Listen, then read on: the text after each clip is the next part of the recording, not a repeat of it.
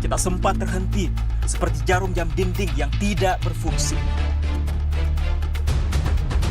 Ada mereka yang jatuh, ada mereka yang sakit, ada mereka yang kehilangan, ada mereka yang meninggalkan. Tidak satu, tidak dua, mereka pergi bergerombol dalam gelombang bernama kematian. Pandemi akan pergi seperti kabut yang hilang sebelum fajar. Asal kalian tidak membawa ego, bergerombol di sana-sini, berhahahihi mengabaikan yang diatur. Sungguh elok jika kalian peduli atas nama kemanusiaan. Pakai masker, harga mati. Gak pakai masker, bisa mati.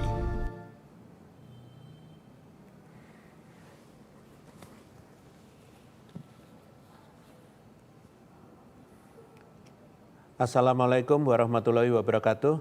Good morning to all our friends in the media. Thank you for joining us today, and I think this press conference will be moderated by Mbak Ismi from Nikkei Asia.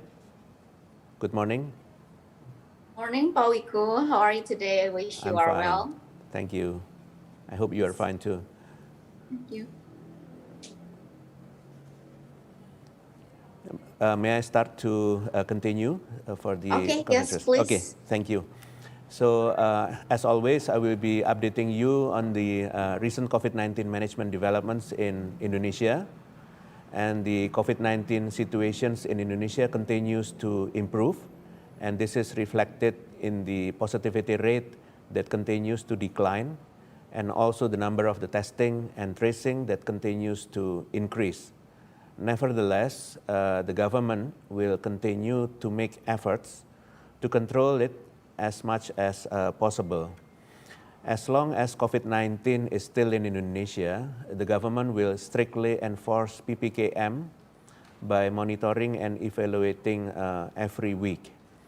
And the detailed revisions and evaluations are carried out every week, given that adaptive policies are required to adapt to the dynamic conditions of the virus circulations. Any policies undertaken will also rely on the latest data to ensure maximum responsiveness.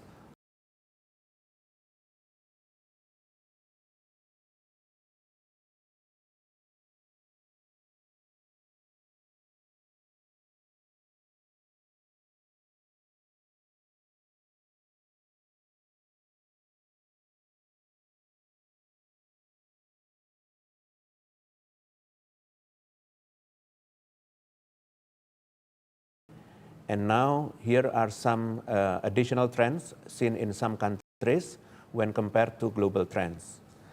The largest contributor to the total number of positive cases in the world, namely the United States, is currently also experiencing the third wave or the third peak, and the curve also seems to have started to slow down. The pattern of case increase in the United States is similar to that globally, especially in January and September 2021. The slight difference is seen in April 2021. While global cases witnessed a spike, the US saw a fall. Next, in Malaysia and Japan. These two countries have a similar pattern with global case pattern, with the three spikes mentioned above. And currently, while cases in Japan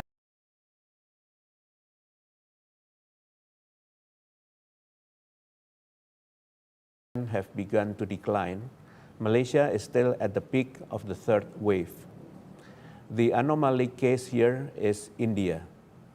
India experienced its first spike in case in September 2020, when other countries were yet to reach their first peak.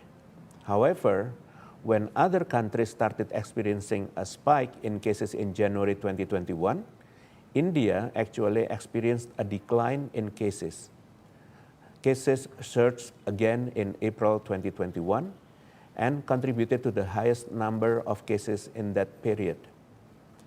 The second peak has since declined, and India continues to display a flat curve for 2.5 consecutive months, while other countries across the world experience an increase in cases. If we look at Indonesia's pattern, Indonesia's first peak aligns with that of other countries across the globe in January 2021. However, when the world and other countries experienced a second peak in April 2021, Indonesia was still experiencing a decline in cases. Later, when Indonesia reached its second peak in July, other countries and the world did not experience the same. Moreover, in this September, when cases in Indonesia continue to decline, the world case is still experiencing the third wave or the third peak. The second spike in Indonesia last July, which was not followed by a surge in the world cases, shows that although Indonesia experienced a significant increase in cases, it was not significant enough to contribute to the increase in the global cases. The spike in cases in Indonesia was also handled immediately, as seen in the curve that shows a gentle slope, unlike other countries that are going through the third spike. We should appreciate this excellent development as it shows the resilience of our nation in the face of the COVID-19 pandemic. I thank the entire community, the health workers who are tireless in treating patients, and the great cooperation between all regions heads in Indonesia. In addition, while Indonesia's population is similar to the United States, the latter is seeing a much smaller number of daily positive cases and the number of cases per 1 million population. In fact, this number is still smaller than neighboring countries whose population is far less than ours. So our main assignment now is to maintain this slope curve. There are two lessons that we must note here. First, the key to maintaining this decline in cases is to seriously maintain health protocols in line with the reopening of community social activities. Mutant variants such as Delta have indeed proven to be faster in transmission.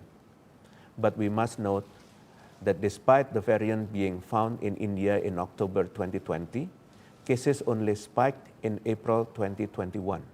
Same with Indonesia, where the variant was found in January 2021, but only spiked in July.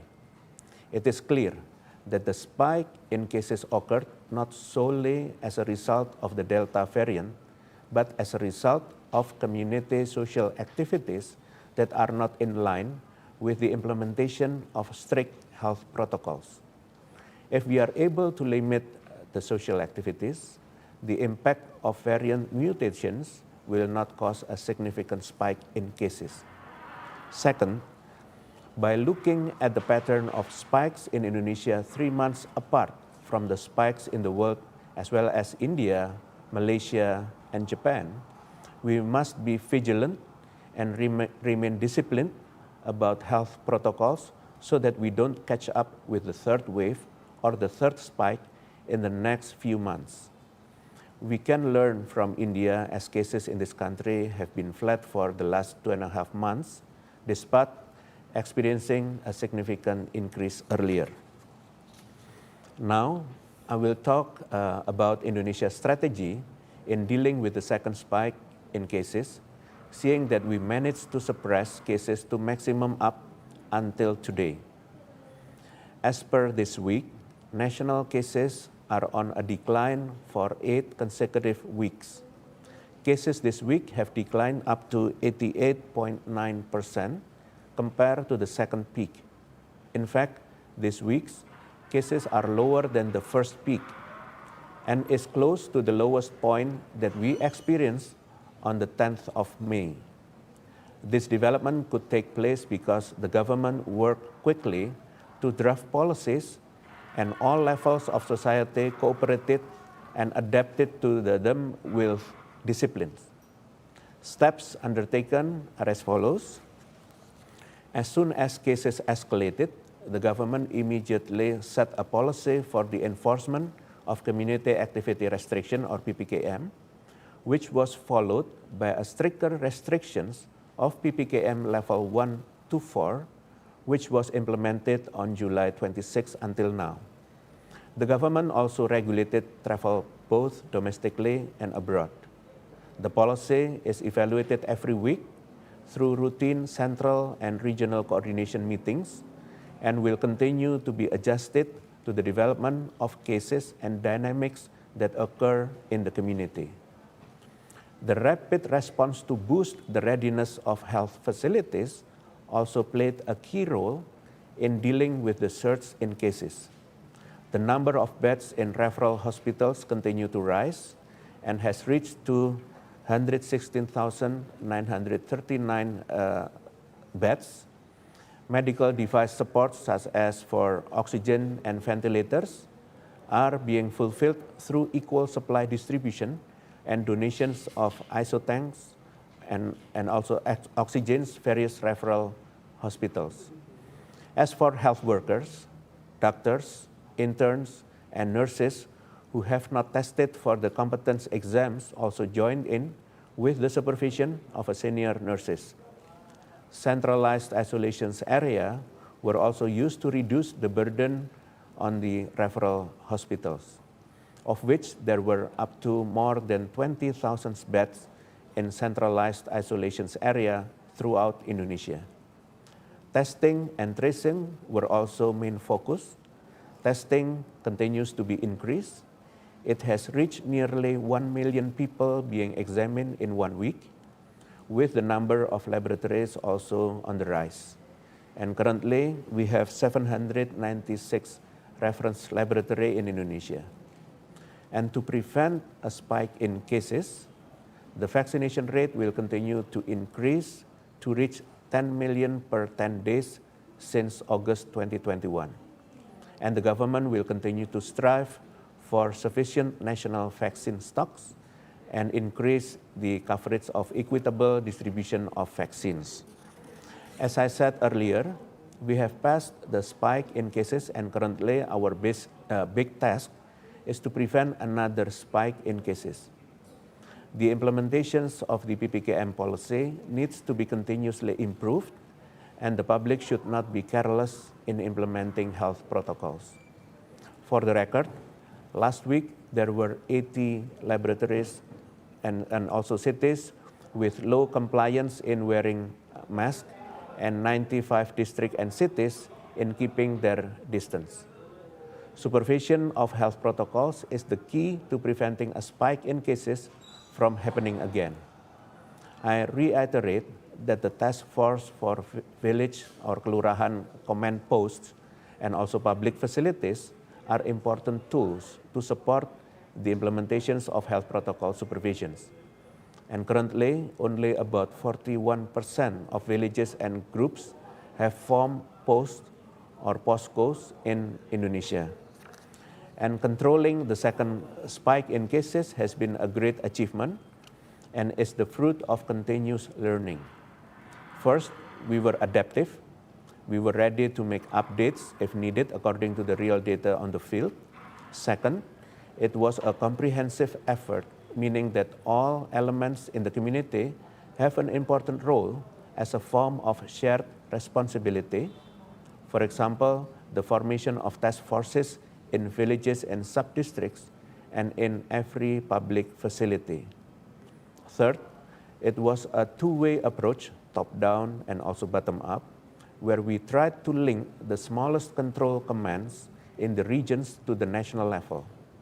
With full confidence and optimism, Indonesia continued to make improvements to the implementation of various existing national COVID-19 control policy. And next, I will convey the role that Indonesia can play in handling COVID-19 globally. Indonesia is a large nation, and this is measured by the number of people in its area. 3.5% of the world population is a resident of Indonesia, and as the largest archipelagic country in the world, Indonesia area exceeds that of Western Europe.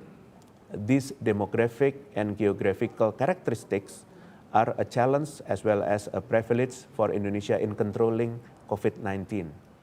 The challenge is that Indonesia risks contributing quite a lot to the world, given the population's density and the many entry points for migrants to Indonesia.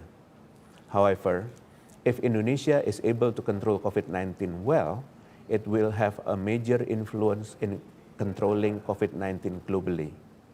Thank God for the grace of God Almighty, as well as the hard work of the community and the government to consistently control COVID-19 in several layers that has contributed to great results in terms of national COVID-19 cases. The layered policies include regulating international travelers, domestic travelers, and controlling people's activity at home, traveling, or when doing activities outside the home. Despite this excellent achievement, Indonesia believes that COVID-19 will not completely disappear in a short time. The dynamics are still there, considering that other countries are still struggling to suppress the rate of transmission.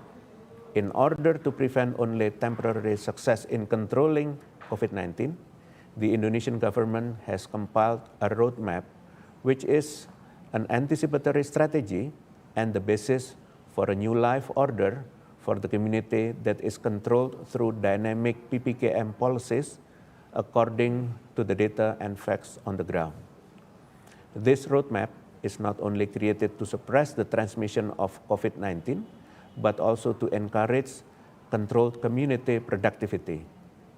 In the future, the focus of the Indonesia government is to achieve a fatality rate of less than 2%, active cases of less than 100,000 cases, and a positivity rate of less than 5%. Based on the above, I will address the PPKM revisions in Java Bali area that will be effective from the next week as per the instruction of the Ministry of Home Affairs number 42 year 2021. For level 2 and 3, theaters can operate with a maximum capacity of 50% without food and drinks in the vicinity, and visitors below the age of 12 will be prohibited from entering. Operations will be integrated with the Peduli Lindungi system.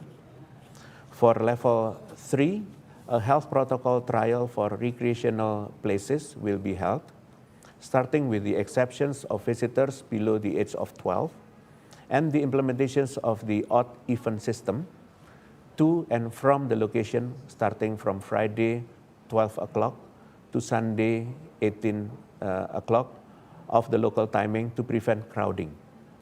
This trial operation will also be integrated with the Peduli Lindungi system, and entry point restrictions for international travelers will also be enforced with the following details.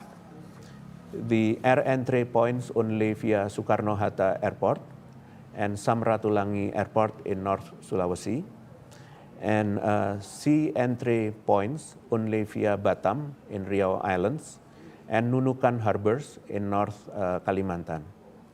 and land entry points only via a cross-border post or PLBN of Aruk in West Kalimantan and Antikong also in West Kalimantan. And other technical aspects will be further regulated by the Ministry of the Transportation. And the addition of vaccine achievement indicators to determine levels per region, the requirement for changing the level 3 area to level 2 are at least one dose of vaccine done for 50% of the general populations and 40% of the elderly populations, which is above 60 years old. And the requirements for the changing from level 2 to level 1 are at least one or first dose of vaccine done for 70% of the general population and 60% of the elderly populations or above 60 years old. And each level 2 local government will be given 2 weeks to achieve this target. If it is not reached within the allotted time, then both will be designated as an area with level 3. In addition, vaccination achievements will be used as the basis for determining the districts and city level in the agglomeration area.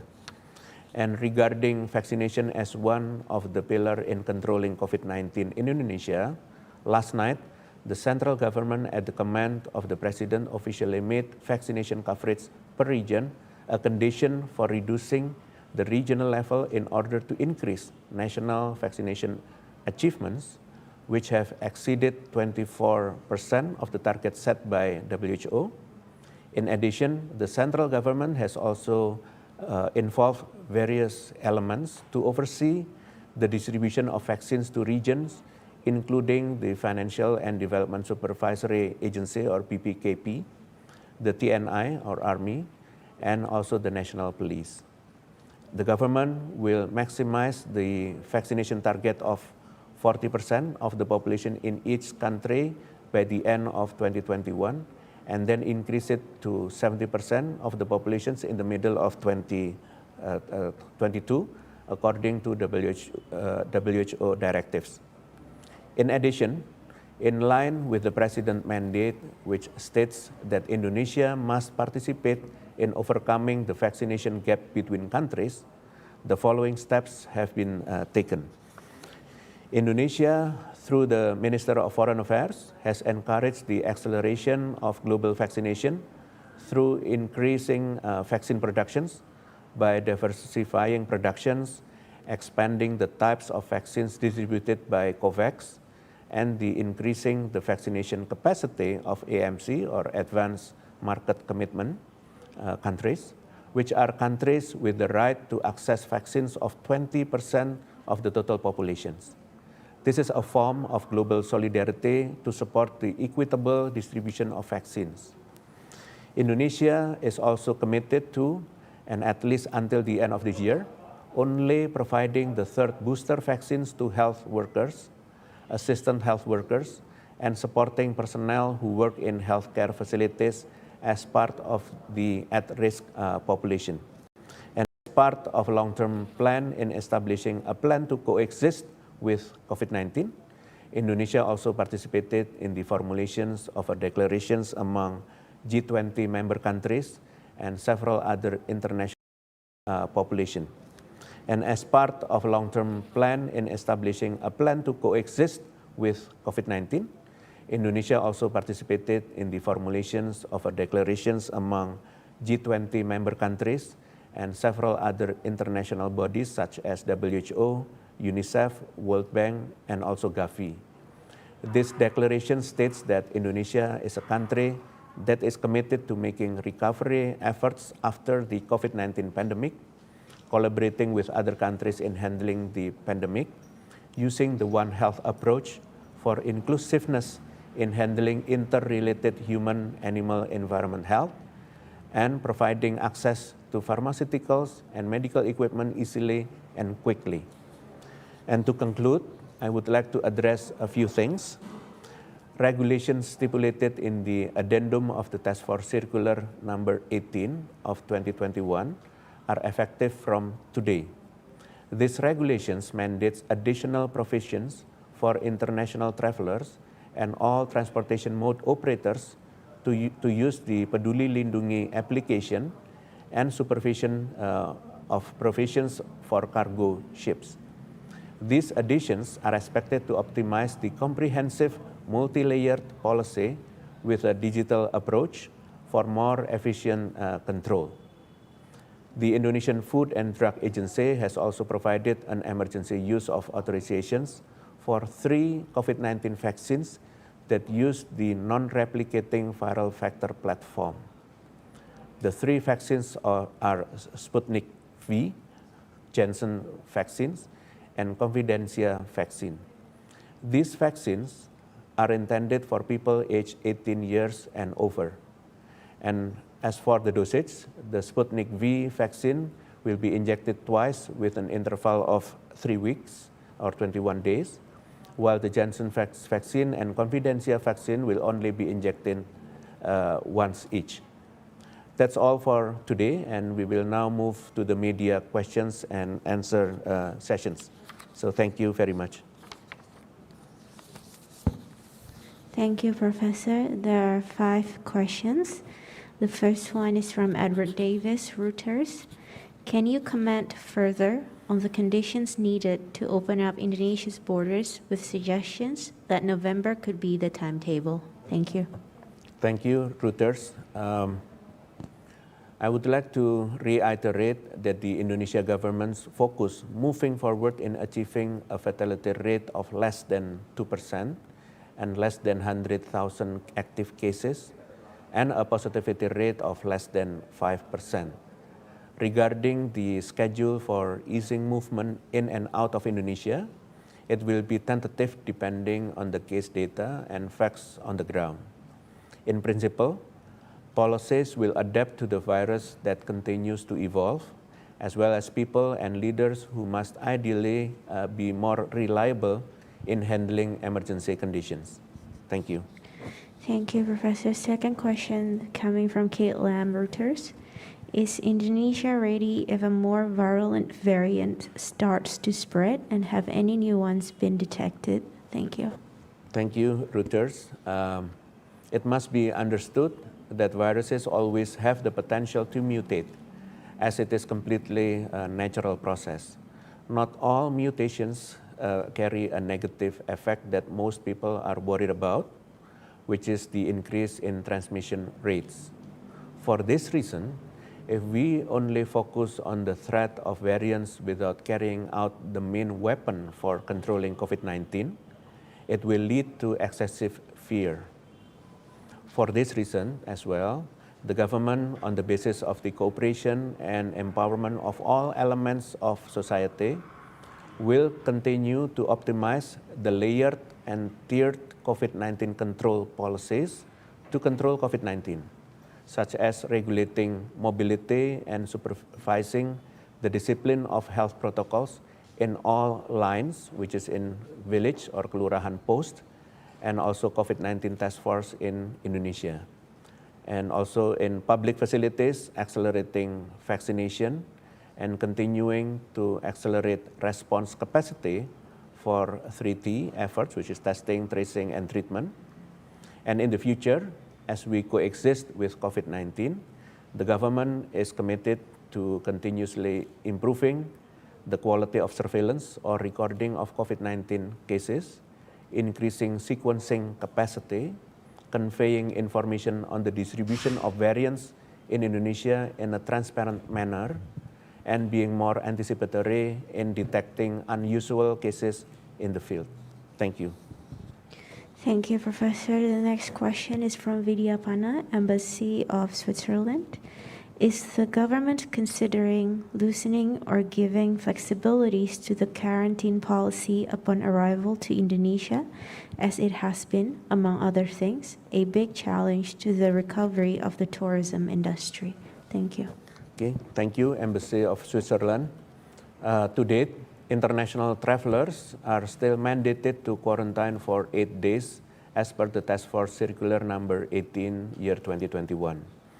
Especially for foreigners holding diplomatic visas and service visas related to the official and state visits to foreign officials at the ministerial level and above, as well as foreigners who enter under the Travel Corridor Arrangement or TCA scheme, with the principle of reciprocity, will be exempted from having quarantine for 8 days. This is in order to provide flexibility for state activities which are generally limited and occur only for a short period of time. Aside from that, we urge international travelers seeking entry to Indonesia to fulfill all administrative requirements in accordance with the applicable rules and regulations. In the future, it is possible that there will be changes, either regionally or nationally, as the accelerate and break principle in formulating policies will continue to be the main principle for shared welfare, safety, and health. Thank you. Thank you. The next question is from Marshall Rumlaklak. Sorry for the possible mispronunciation. From Marriott International. What is the plan to open Bali for international tourists, considering case numbers have gone down? Also understand that the G20 summit will take place next year.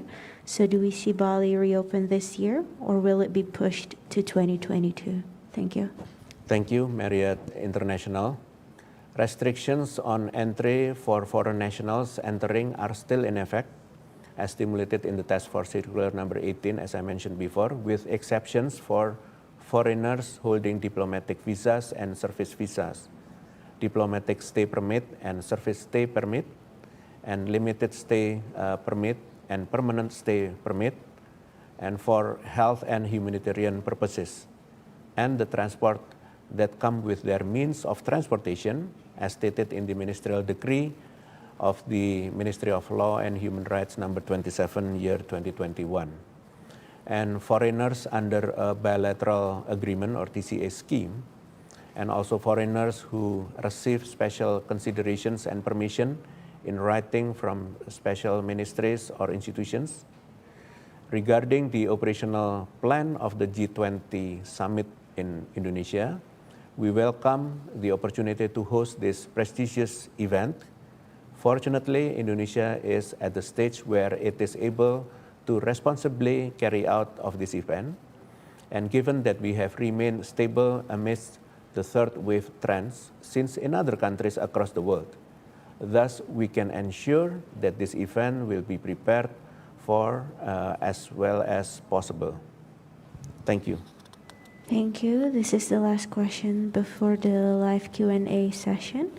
This one is from Faris Shauki from Husky Energy International Corporation Rep Office, Jakarta. Will Task Force provide guidance for return to office, example, parameters to allow 100% work from office requirements for worker to enable working from office, for example, being vaccinated, get weekly PCR swab, etc.? Thank you. Thank you. Husky Energy International Corporation. In principle, the Indonesian government formulating tiered and layered regulations to ensure that those carrying out activities are those who are truly healthy, including office workers. Thus, the government has come up with a task force at public facilities policy through Task Force Circular number 19, year 2021, to guarantee compliance toward health protocols which are to be implemented at all times.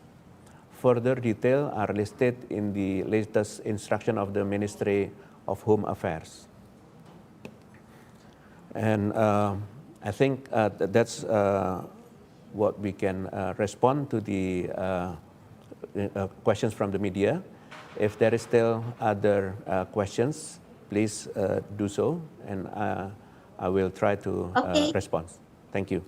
Yes, thank you very much, Professor, for responding to the question submitted on prior to this event today. First, we have our own GFCC Vice President, Wahyudi from Straits Times, asking again about you already mentioned the only foreigners who have diplomatic or working visas are allowed to enter Indonesia. Is there consideration of level of vaccination, either it's first dose or second dose, that would maybe enable Indonesia to let foreigners enter Indonesia, especially for tourism? Yes, of course, we try to ensure that the policy restrictions for international travelers who are coming to Indonesia is to make sure that they are vaccinated, either first dose or complete dose. But of course, not all people in the world right now have all privilege to be vaccinated, but we want to make sure that people who are coming to Indonesia are vaccinated, so that we want to make sure that there is no imported case. And of course, we will be reviewing our policies as the vaccinations continue to progress. Thank you. Okay. Just a follow-up question, Ismi, I'm sorry. Yes, please, Yudi. Thank you, Prof. Wiku, for your time and for your hard work, of course. Can you elaborate if whether vaccination coverage is a parameter? I mean to ask you that, is there a certain level of vaccination coverage, first dose vaccination coverage, that would trigger the government to start allowing tourists to come in? Let's say if we reach 60% vaccination coverage, first dose, then that would trigger Indonesian government to allow foreign tourists to come in, not only allowing foreign diplomatic with diplomatic visas and working visas. Thank you. Thank you, Wahyudi. First, of course, we will focus on the internal vaccinations policy coverage to make sure that the people mobility in Indonesia are only for the people who are vaccinated and proven healthy. So that's why we have the a policy to ensure that. And we try to improve the vaccinations policies and coverage in all areas in Indonesia, but of course, we'll be focusing in with the high density of populations and with the potential high transmission. And right now, the coverage is relatively improved, and for the first dose, and of course also for the second dose. And we will use that considerations, of course, to relax some social economic activities, including to the foreigner. But of course, later, once we can assure that the improve of coverage of vaccinations across Indonesia are safe enough also for the foreigners to come. But not now. Any forecast on the time frame maybe you have or your team have on mind or have evaluated when this might happen possibly? Probably in the next year, when the coverage will reach at least 50 to 70% for the second dose, then probably we will consider to open carefully for the foreigners to come, especially for the business purposes and probably limited tourism. But for now, we still review our achievement and try to improve as fast as possible.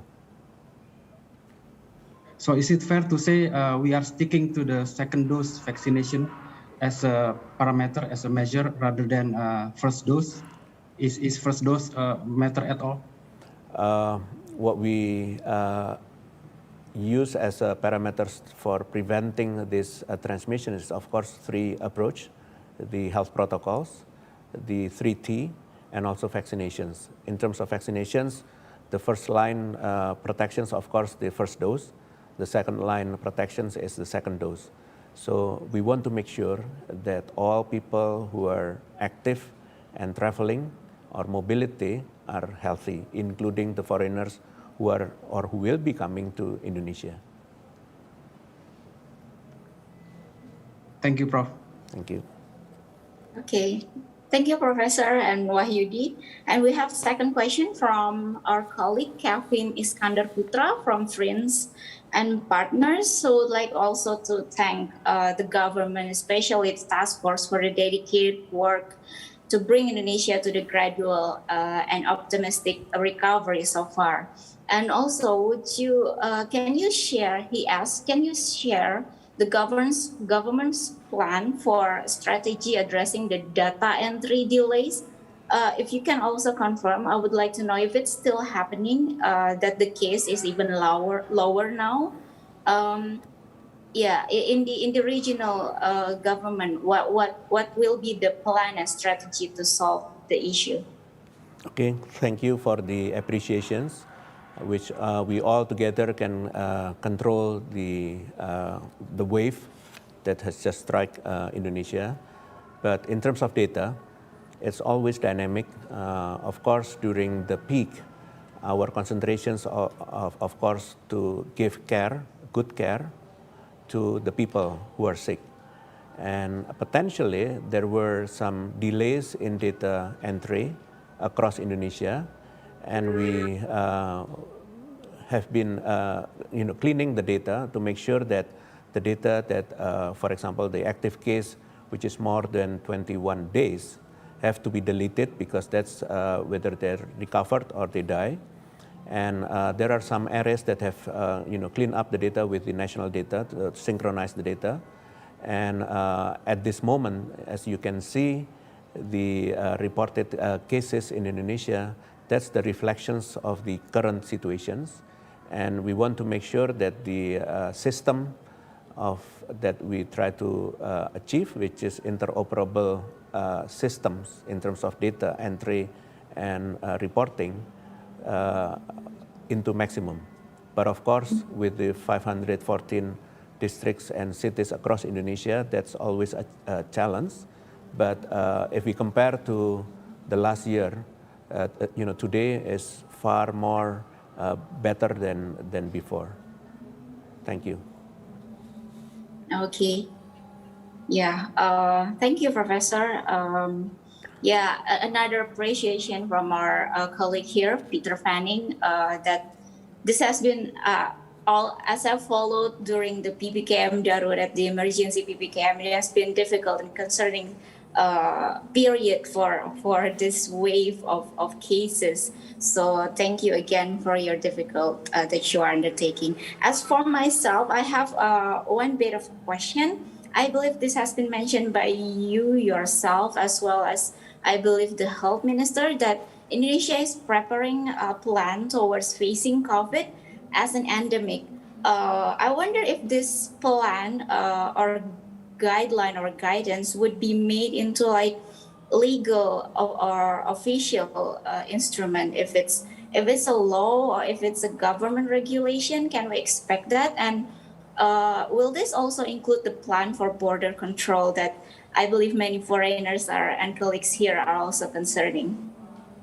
Yes, of course, when we make the roadmap of transitions from the pandemic to endemic, we try to make sure that our policy really maintain the low cases in all time, which is now is the best example where the restrictions, the multi-layer restrictions have worked very well.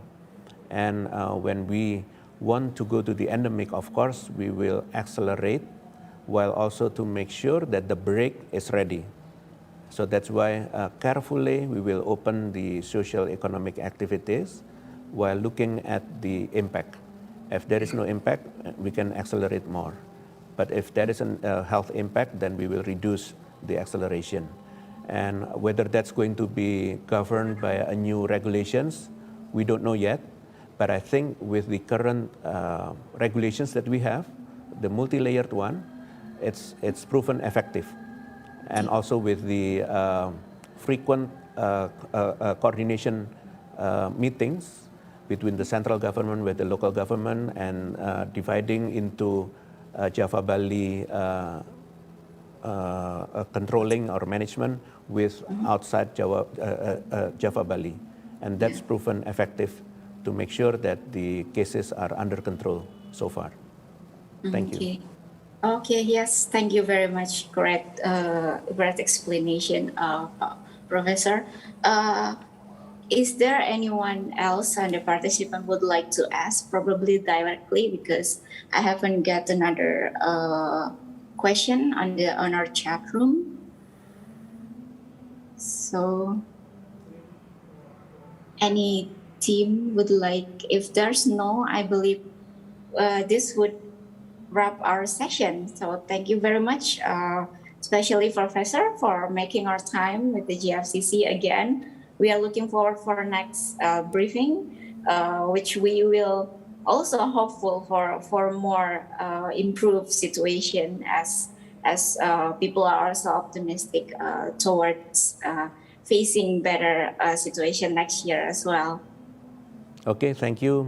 It's me and GFCC that facilitating this press conference for the international media, and we are grateful that we can communicate each other so that it's clear our government policies, and we hope still to maintain the relations so that we will be transparent always to give updates on the COVID-19 handling in Indonesia, and we hope the best for the world to conquer the COVID-19. Thank you very much.